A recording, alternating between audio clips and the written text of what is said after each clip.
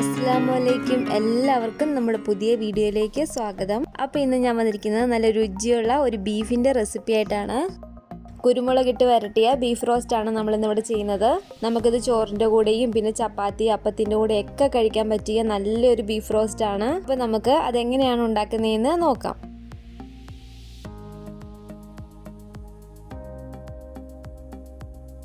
അപ്പോൾ അതിന് വേണ്ടിയിട്ട് ഞാനിവിടെ ഒരു 1/2 കിലോ ബീഫ് നന്നായിട്ട് കഴുകി ക്ലീൻ ചെയ്തെടുത്ത് വെച്ചിട്ടുണ്ട്. പിന്നെ ഞാനിതിലേക്ക് ഒരു 1.5 സവാള ഇതുപോലെ കട്ട് ചെയ്തെടുത്തിട്ടുണ്ട്. പിന്നെ നമുക്കിതിലേക്ക് ഒരു തക്കാളി വേണം. പിന്നെ ഇതിലേക്ക് കുറച്ച് ഏറെ തന്നെ കറിവേപ്പില എടുത്തിട്ടുണ്ട്. കറിവേപ്പില നമ്മൾ എത്ര ഇട്ടാലും അത്രയ്ക്ക് ടേസ്റ്റാണ് ഈ ബീഫ് റോസ്റ്റിന്.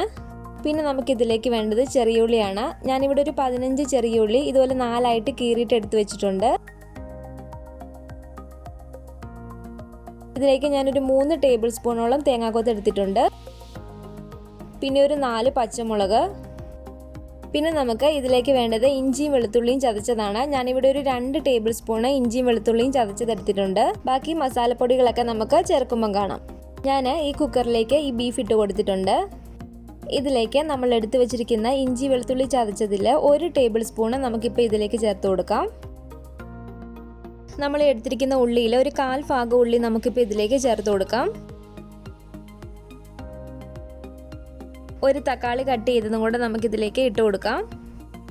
പിന്നെ ഇതിലേക്ക് നമ്മൾ എടുത്തു വെച്ചിരുന്ന 4 പച്ചമുളക് ഇതുപോലെ ഞാൻ കട്ട് ചെയ്തിട്ട് ഇട്ട് കൊടുക്കുകയാണ്.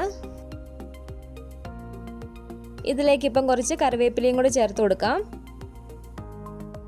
ഇതിലേക്ക് ഒരു 1/2 ടീസ്പൂണ് തരിയോട് കൂടിയിട്ടുള്ള കുരുമുളക് പൊടി നമുക്ക് ചേർത്ത് കൊടുക്കാം. ഒരു 1.5 ടീസ്പൂണ് മുളക് പൊടി ചേർത്ത് കൊടുക്കാം. ഞാനിവിടെ കാശ്മീരി ചില്ലി പൗഡറാണ് എടുത്തിരിക്കുന്നത്. ഇതിലേക്കൊരു 1/4 ടീസ്പൂണ് മഞ്ഞൾപ്പൊടിയും കൂടെ ചേർത്ത് കൊടുക്കാം. 1/2 ടീസ്പൂണ് ഗരം മസാല ചേർത്ത് കൊടുക്കാം. ഇനി ഇതിലേക്ക് ഒരു 1.5 ടീസ്പൂണ് മല്ലിപ്പൊടിയും കൂടെ നമുക്ക് ഇട്ട് കൊടുക്കാം. ഇതിലേക്ക് നമുക്ക് കുറച്ച് ഉപ്പും കൂടെ ചേർത്ത് കൊടുക്കാം. ഇതിലേക്കൊരു 2 ടേബിൾ സ്പൂണ് വെളിച്ചെണ്ണയും കൂടെ ഒഴിച്ചിട്ട് നമുക്കിതെല്ലാം കൂടി ഒന്ന് മിക്സ് ചെയ്തിട്ടെടുക്കാം.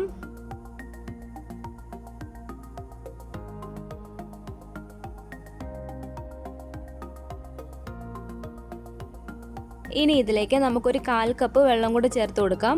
ഒരുപാട് വെള്ളം ചേർത്ത് കൊടുക്കണ്ട. നമ്മളിത് അടച്ച് ആവി വന്നു കഴിയുമ്പോൾ ബീഫിനകത്തു നിന്ന് തന്നെ ആവശ്യത്തിന് വെള്ളം കിട്ടും.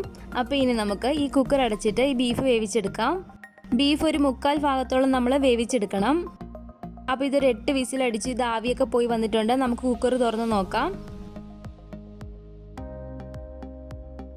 അപ്പോൾ ബീഫ് ഇവിടെ ഒരു 1/4 ഭാഗത്തോളം വെന്ത് വന്നിട്ടുണ്ട്. അപ്പോൾ ഇനി ഞാൻ ഇതിലേക്ക് ഇതുപോലെ ഒരു ഇരുമ്പ് ചീനച്ചട്ടി എടുത്തിട്ടുണ്ട്. ഇരുമ്പ് ചീനച്ചട്ടിയിൽ നമ്മൾ ബീഫ് റോസ്റ്റ് ചെയ്യുമ്പോൾ കുറച്ചും കൂടെ നല്ലൊരു ടേസ്റ്റാണ്. ഇതല്ലെങ്കിൽ നിങ്ങൾ സാധാരണ ഏത് പാത്രമാണ് എടുക്കുന്നത് ആ ഒരു പാത്രം എടുക്കുക. എന്നിട്ട് നമുക്ക് ഇതിലേക്ക് ഒരു 2 ടേബിൾ സ്പൂണ് വെളിച്ചെണ്ണ ചേർത്ത് കൊടുക്കാം. ഇതിലേക്ക് ബാക്കി വന്ന ചെറിയ ഉള്ളി നമുക്ക് ചേർത്ത് കൊടുക്കാം. എന്നിട്ടൊന്ന് ഇളക്കി കൊടുക്കാം.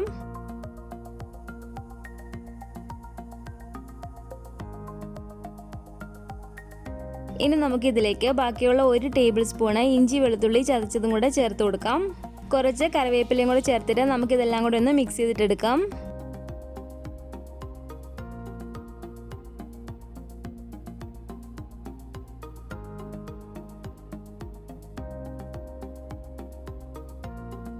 ഇതിലേക്ക് ഇനി നമ്മൾ കട്ട് ചെയ്ത് വെച്ചിരിക്കുന്ന 1.5 സവാളയും കൂടെ ഇട്ട് കൊടുക്കാം.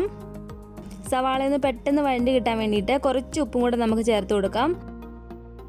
എന്നിട്ട് ഈ സവാള നന്നായിട്ടൊന്ന് വഴറ്റിയെടുക്കാം.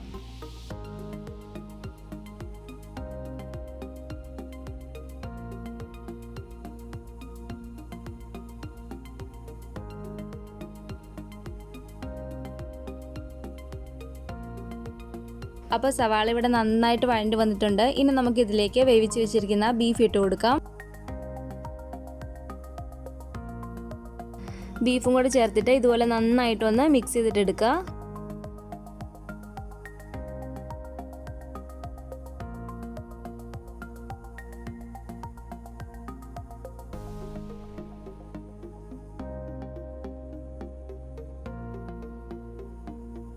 ഇനി നമുക്കിതിലേക്ക് നമ്മൾ എടുത്തു വെച്ചിരിക്കുന്ന തേങ്ങാക്കൊത്ത് ചേർത്ത് കൊടുക്കാം.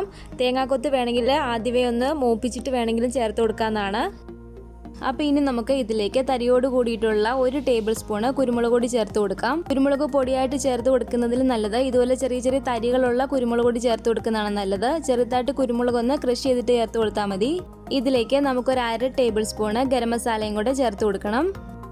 എന്നിട്ട് ഈ പൊടികളും ചേർത്തിട്ട് നന്നായിട്ടൊന്ന് മിക്സ് ചെയ്തിട്ട് എടുക്കുക.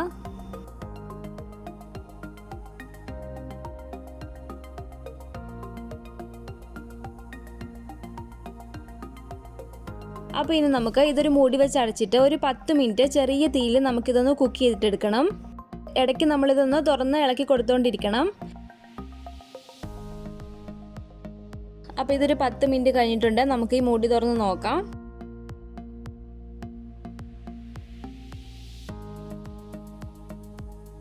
അപ്പോൾ ബീഫ് ഇവിടെ നല്ലപോലെ വെന്ത് വന്നിട്ടുണ്ട്. ബീഫ് ഇതുപോലെ കുറച്ച് നേരം ഒന്ന് നമുക്ക് ഇളക്കി കൊടുക്കണം. എന്നാലേ അത് നന്നായിട്ടൊന്ന് മുരിഞ്ഞ് ഡ്രൈ ആയിട്ട് നമുക്ക് കിട്ടത്തുള്ളൂ.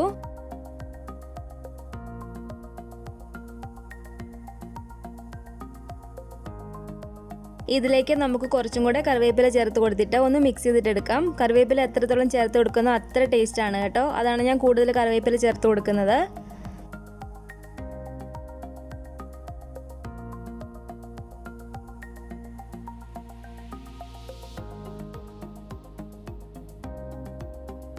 ഇനി ഇതിൻ്റെ ഉപ്പ് നോക്കിയിട്ട് കുറവുണ്ടെങ്കിൽ ഇതിലേക്ക് ചേർത്ത് കൊടുക്കുക. ഞാനിതിലേക്ക് ഒരു കുറച്ച് ഉപ്പും കൂടെ ചേർത്ത് കൊടുക്കുകയാണ്.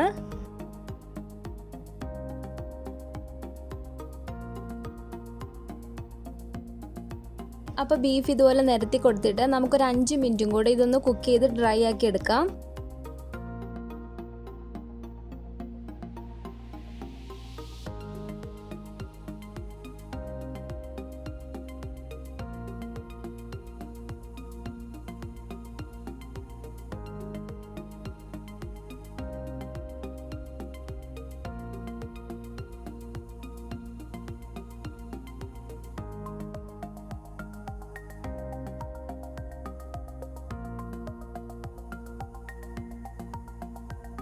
അപ്പോൾ ഇതൊരു 5 മിനിറ്റോളം കഴിഞ്ഞിട്ടുണ്ട്. നമ്മുടെ കുരുമുളകിട്ട് വരട്ടിയ ബീഫ് റോസ്റ്റ് ഇവിടെ റെഡി ആയിട്ടുണ്ട്. അപ്പോൾ ബീഫ് ഇതുപോലെ ഉണ്ടാക്കിയിട്ടില്ലെങ്കിൽ ഒരു തവണയെങ്കിലും ഇതുപോലെ ഒന്ന് ഉണ്ടാക്കി നോക്കുക. അത്രയ്ക്ക് രുചിയുള്ള ഒരു ബീഫ് റോസ്റ്റ് ആണ്. അപ്പോൾ എല്ലാവരും ഉണ്ടാക്കി നോക്കിയിട്ട് നിങ്ങളുടെ അഭിപ്രായങ്ങളൊക്കെ കമൻറ്റ് ബോക്സിൽ അറിയിക്കുക. പിന്നെ നമ്മുടെ വീഡിയോ ഇഷ്ടപ്പെട്ടെങ്കിൽ ലൈക്ക് ചെയ്യുക. നിങ്ങളുടെ ഫാമിലി ഫ്രണ്ട്സൊക്കെ ആയിട്ട് ഒന്ന് ഈ വീഡിയോ ഷെയർ ചെയ്ത് കൊടുക്കുക.